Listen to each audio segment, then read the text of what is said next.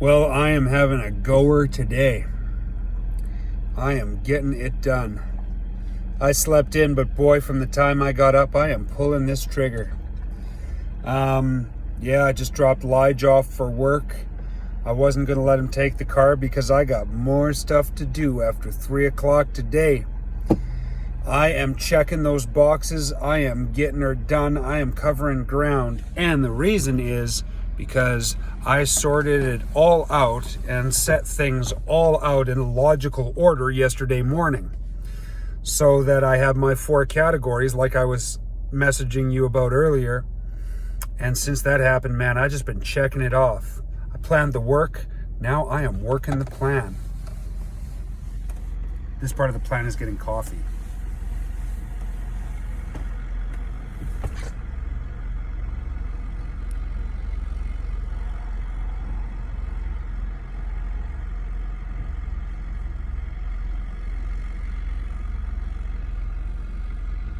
Hi there, what can we get started for you? Can I get a shot in the dark, please? Unfortunately, I don't have dark roast. Is the medium roast okay? No, yeah, I guess so. Let's make it a grande. Sounds good. And you've got a shot of espresso in that, right? Yes, I do. Oh, okay. Don't worry. I'm just double checking. Okay, You need as much caffeine as you can get. amen. Okay, thank you very much. We'll see you at the window for $3.95. So they just had a sign on their drive-through saying that they are open from 7 a.m. to 5 p.m. due to staffing shortages. Shocker. Folks don't want to work when the government sends them money to not work. Oh, the Dickens. The Dickens, you say. All these people talking about universal basic income. I was like, do we have a basic economics problem wherein if the government will just pay people to sit on their butt at home, why would you go to work? Oh no. Then they'll just do things that make them feel happy and fulfilled inside. Creative and wonderful things. They'll be more productive if you give them money for doing nothing. It just never worked.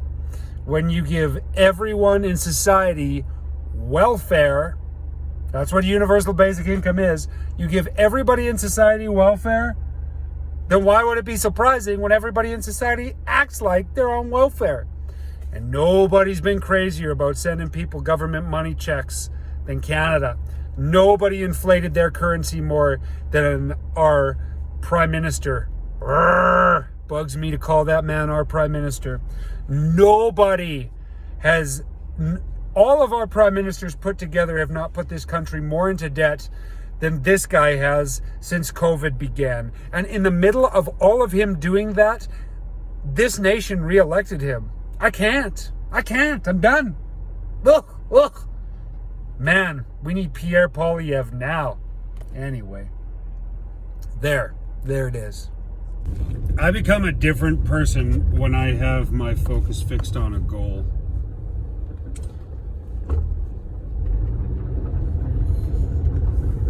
I am not the same.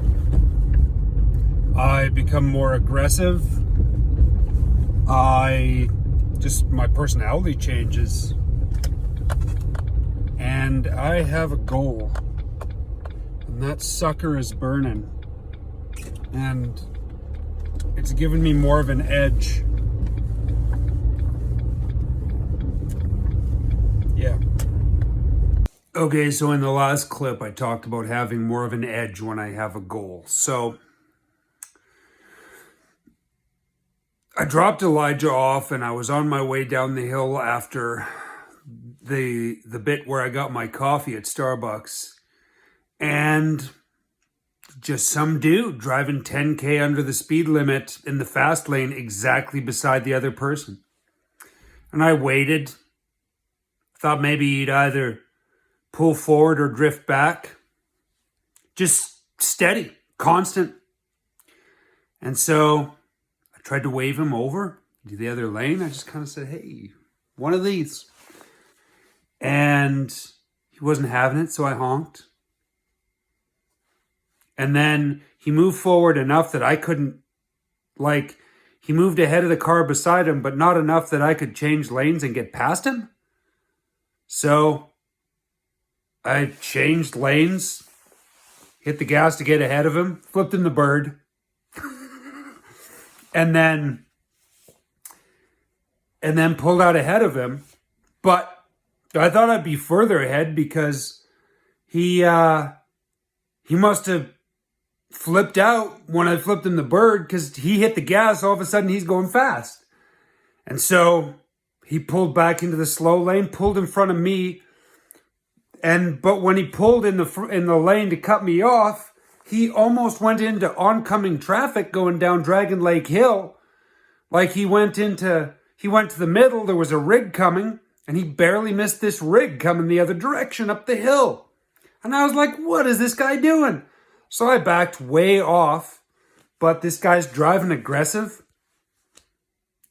But also, now I'm mad.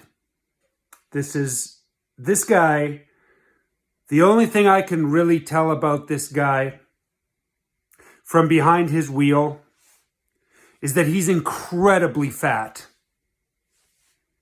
So I followed him.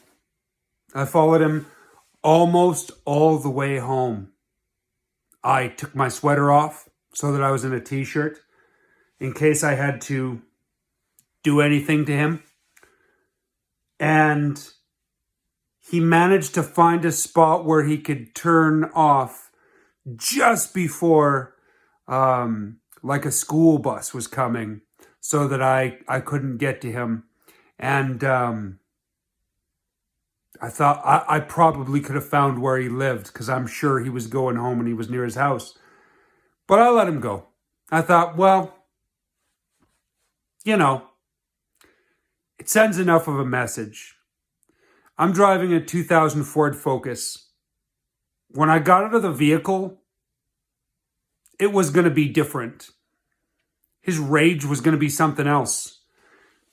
And the way that he acted on the road, pretty inconsiderate. I probably could have conducted myself a little bit better in that whole situation. Probably didn't have to flip him the bird. But I just about made somebody's day a very, very bad day. Yeah. But whatever about that. However that could have gone down, the worst case scenario for all of that isn't very bad. But the worst case scenario for him getting mad, driving like an idiot, and even though he couldn't do anything flying off the handle physically, I'm quite sure of that. I mean, you never know who you're dealing with. There's fat black belts and stuff like that. But I mean, I'm pretty sure, we're talking high 90s% chances that I got no problems at all. Whether I'm chewing that guy out or whether there becomes an altercation or whatever. But the fact that he almost had an accident where he drove into oncoming traffic, actually, it didn't just happen the one time. That's just the worst time it happened. He did it twice. He almost drove straight up into oncoming traffic 2 times.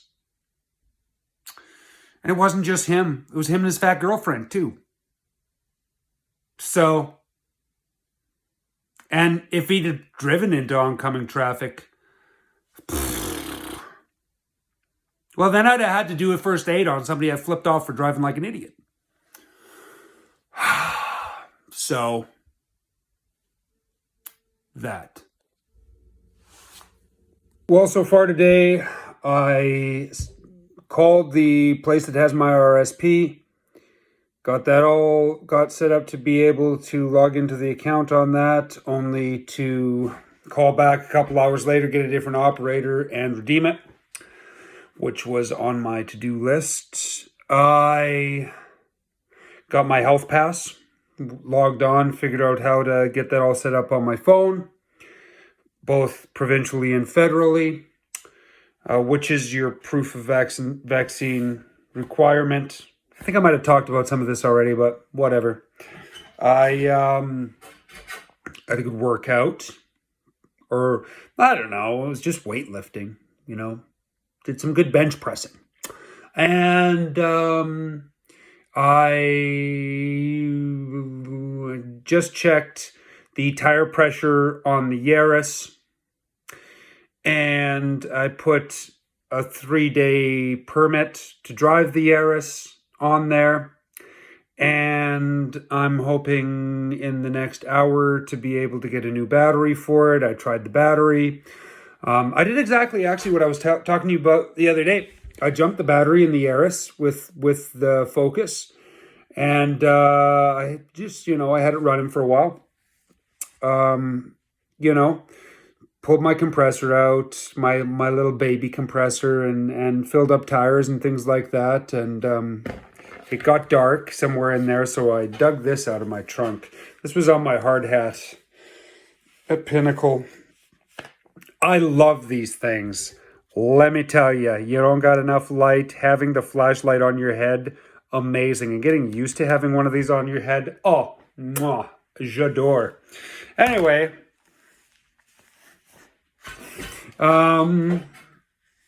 yeah, so obviously I dropped Elijah off at work earlier, which I've talked about before.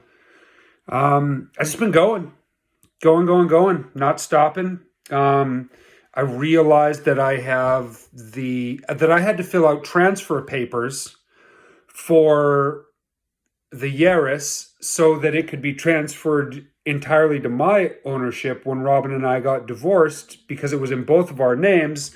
And so I have transfer papers that I can basically duplicate to transfer it from me to Elijah, because I was looking at the transfer papers and I was like, oh, I gotta find all this stuff to fill out on the transfer papers, which is I don't know, probably just me making a mountain out of a molehill, really.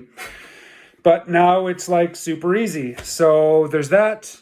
And yeah, I'm just working through those items, baby, working through those items on that list. It's really been good to be able to prioritize things. Yeah, I'm putting it all together in a really, really positive way that I'm real happy about. Can you hear that? Beep, beep. Somebody's vehicle next door in the parking lot of the apartment buildings keeps getting triggered, their alarm system. And then it's going. Eventually they get it shut off. I don't know what the deal is with that. Anyway, love you, Andy. There's another update on me day. Well, she's already dark and I'm not stopping. I'm keeping on going in this super productive day. Love you, baby.